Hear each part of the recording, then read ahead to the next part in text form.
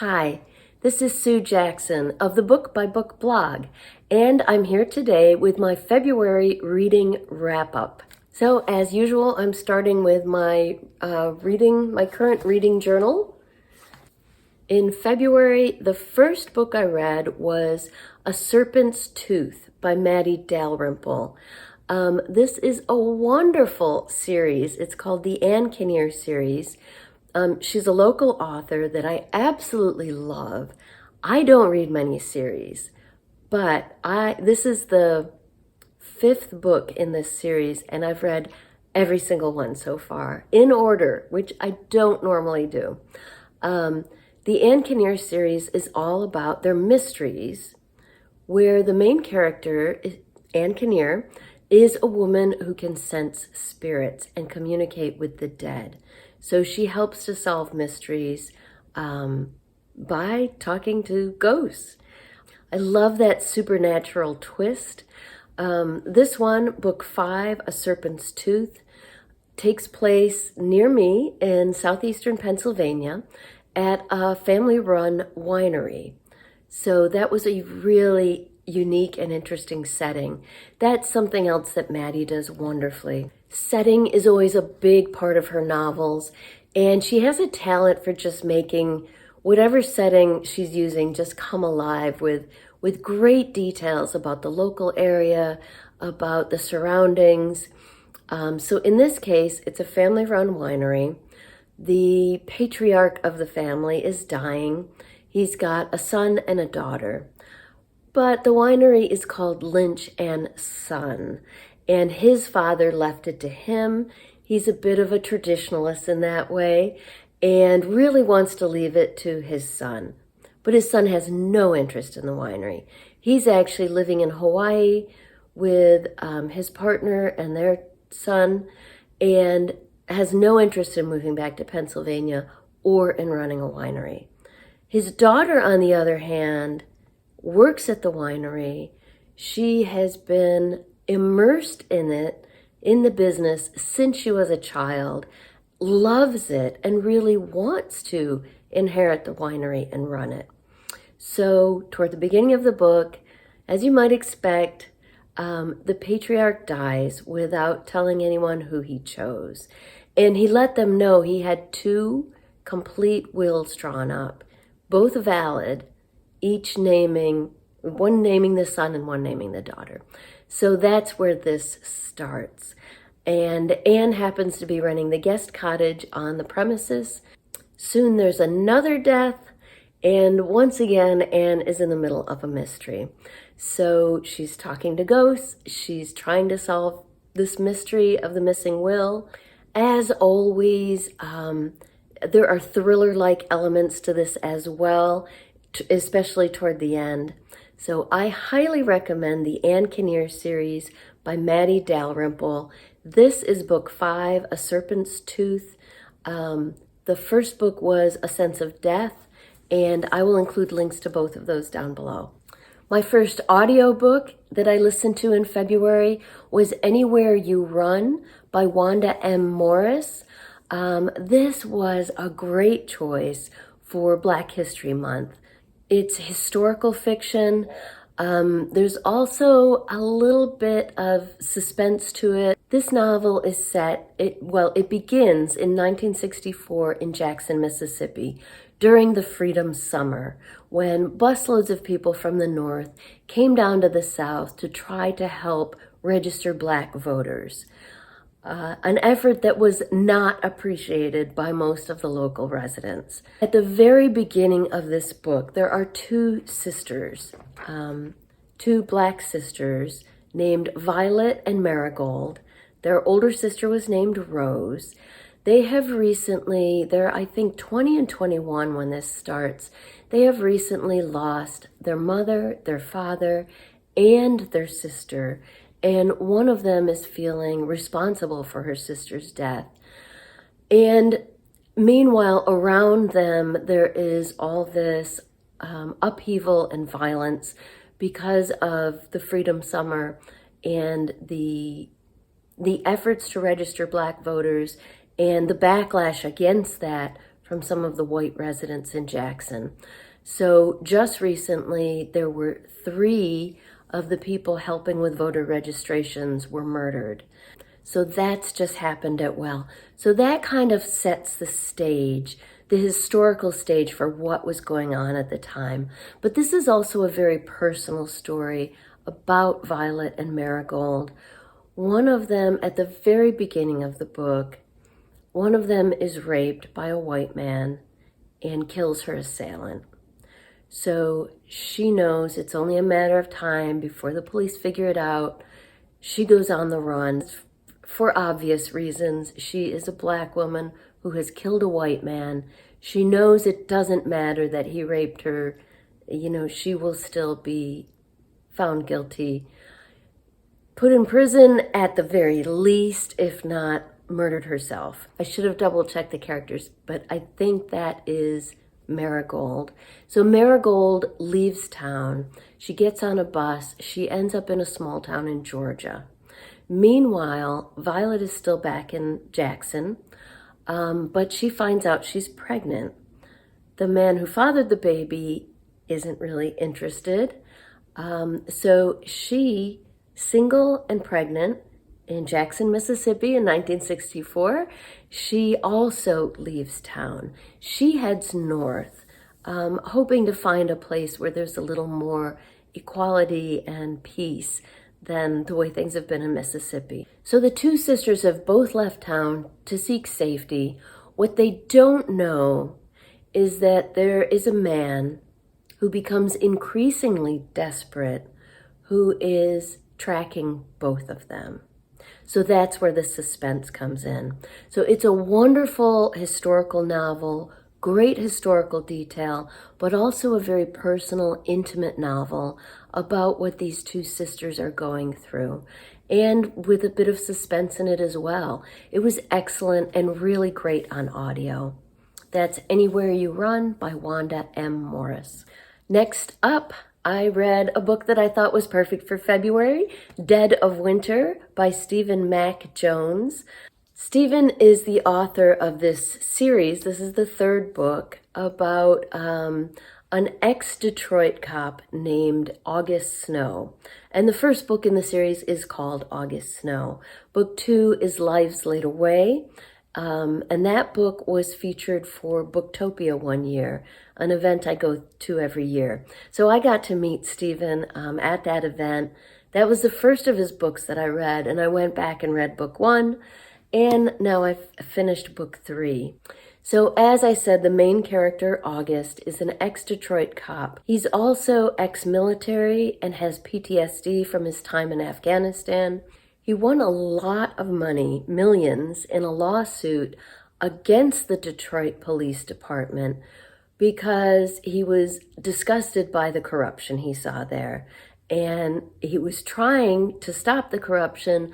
They fired him, and he won a lawsuit against the police department. So as you can imagine, he's not real popular with the police department. And he is trying to live a peaceful life and help to refurbish his neighborhood. But he always gets dragged into these things. He is very anti-corruption and anti-bad guy. So when he sees something going on, he feels like he has to get involved. In this case, it's a Mexican food company in his neighborhood that's been there for decades. The owners are friends of his, and the head of the company is dying and is being pressured to sell his company to a developer.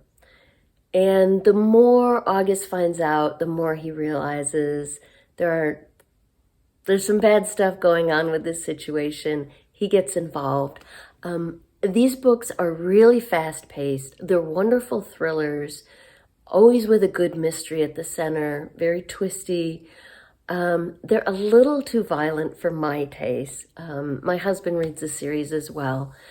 There is a fair amount of violence, but I really like that Stephen is also developing the character of August Snow. And in this book in particular, he begins to confront his PTSD and finally do something about it. So he's trying to move toward peace, at the same time getting pulled into these situations.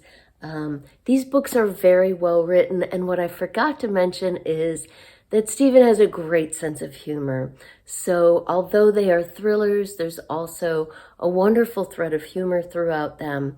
And I really enjoyed Dead of Winter by Stephen Mac Jones. Next up, I read Ordinary Grace by William Kent Kruger for my neighborhood book group. Unfortunately, I wasn't able to go to the book group discussion. My chronic illness was flaring up that night, and I missed the discussion, which was a shame because this is a wonderful book. One of the reasons we chose this was that last year, Kruger's novel, This Tender Land, was our all-county reads book. So our book group got free copies of the book. We all read it. We all loved it. Very rare that we all agree on something, but we all loved This Tender Land. So Ordinary Grace, we were really looking forward to as well. And this did win an Edgar Award, I think in 2014 for Best Novel. So it is a mystery. However, I think mostly it's a coming of age story. So very similar to This Tender Land, it is historical fiction with a hefty dose of nature, centering around children. But here there are 4 deaths at its center. So the main character is a 13-year-old boy named Frank. His father's a minister in the small town in Minnesota where they live. And he's got a younger brother named Jake and an older sister. And this summer, it all takes place in the summer of 1961. And as usual, Kruger brings that to life. He does such a great job of creating a setting that is just completely immersive. So 1961 summer, at the beginning, and Frank is narrating it as an adult looking back. And right at the beginning, he says there were 4 deaths in their small town that summer, some that hit close to home. And right at the start, you know that before the book even opened, a boy about their age, his brother's 2 years younger, a boy about their age was found dead, hit by a train on the tracks that run through town. So already as the book starts, this has been very upsetting for Frank and his brother. And before long, there's another death, and then 2 more, as promised. One of those deaths is clearly a murder, and possibly another one. So there is a mystery at the heart of it. But I really think it is primarily a coming-of-age story about how Frank grew up all in that one summer because of what he went through and what the whole town went through. So it's about grief and loss. It is also about healing and family and friendship. I absolutely loved Ordinary Grace by William Kent Kruger. It sounds like the rest of my book group did as well. It got an average rating of 8, which out of 10, which is quite high for our group. As I said, we often don't agree on a book, but it seems like Kruger is a favorite author for our group.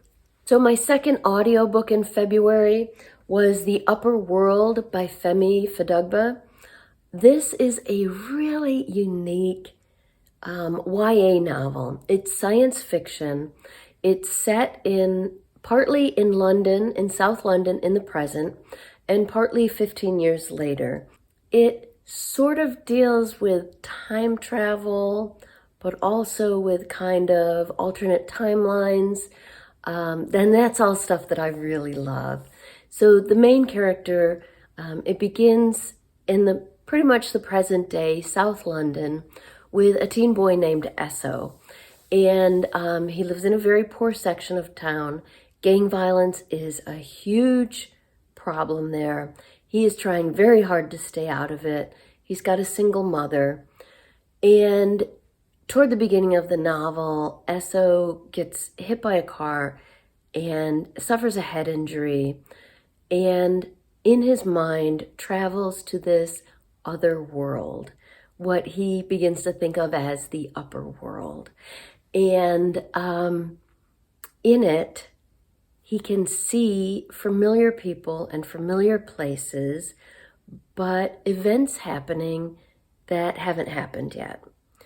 And over the next few days, he realizes that a lot of what he saw actually comes to pass in real life. The narrative is split. The second narrator is a girl named Rhea, 15 years later in the same section of South London. Now, Rhea, as the story opens, is going to her first physics tutoring session with a man who says to call him Dr. Esso. So you can see what's going on there. He is blind, and he begins teaching Rhea about physics. So, and I'm not going to say too much more about the plot because it is twisty. There are a lot of secrets that are revealed. I found it really engrossing. It was wonderful on audio, although I have to admit, the narrator had a thick South London accent, which at times I had a little trouble with. Well, in addition to the fact that he's talking, the dialect is in teen slang, South London teen slang. So I think there were a couple of hurdles for me there. But overall, I did enjoy this on audio. It's a wonderful YA sci-fi novel. That's The Upper World by Femi Fadugba. My last book read in February was a classic, Their Eyes Were Watching God by Zora Neale Hurston. I've never read this before. I know a lot of people read it in school, but I never did. This is a beautiful 75th anniversary edition that I picked up at an independent bookstore about a year ago. So I finally got to it. It was published in 1937, and it is narrated by a woman named Janie, a Black woman named Janie. This was also perfect for Black History Month. I think there's a quote on the back, and I think it perfectly captures what this novel is about. Janie saw her life like a great tree in leaf, with the things suffered, things enjoyed, things done and undone. Dawn and doom was in the branches. And this is Janie telling her life story. So as the novel opens, she is walking back into town after a year and a half away.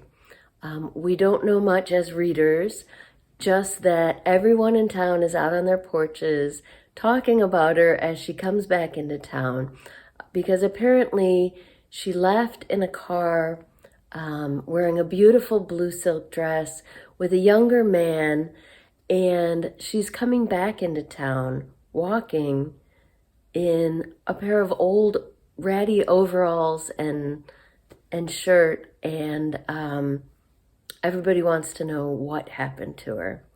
So she sits, her best friend in town, Phoebe, brings her some dinner. They sit out on Janie's porch, and Janie begins telling Phoebe not only the story of the last year and a half, but her whole life story, where things began, everything that led up to her leaving town a year and a half ago, and what happened while she was away.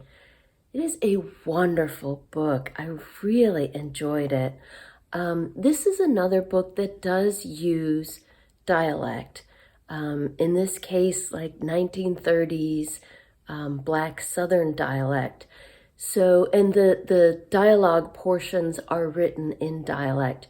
It is a little bit challenging at first, but I found that once I got into the rhythm of it, and you kind of have to like read it aloud in your head, and then it makes perfect sense. You can hear the dialogue in your head. I don't know if that makes any sense to you or if I just sound a little crazy, but that's how it worked for me. I just found this to be an incredibly engaging story. I couldn't wait to pick it back up at each time. I wanted to find out what was going to happen next. Really came to love Janie and root for her. She was brought up by her grandmother and didn't know her parents, so she had a tough time of it. Just thoroughly enjoyed Their Eyes Were Watching God by Zora Neale Hurston, and definitely recommend this classic. So that's what I read in February. I hope you enjoyed my wrap-up. I would love to hear what you read in February. What were your favorite books? What did you enjoy the most? If I had to choose a favorite, and they were all good, but I think Ordinary Grace was probably my favorite of the month. So tell me what your favorite was. Let me know in the comments down below, and take a moment to like and subscribe if you haven't already.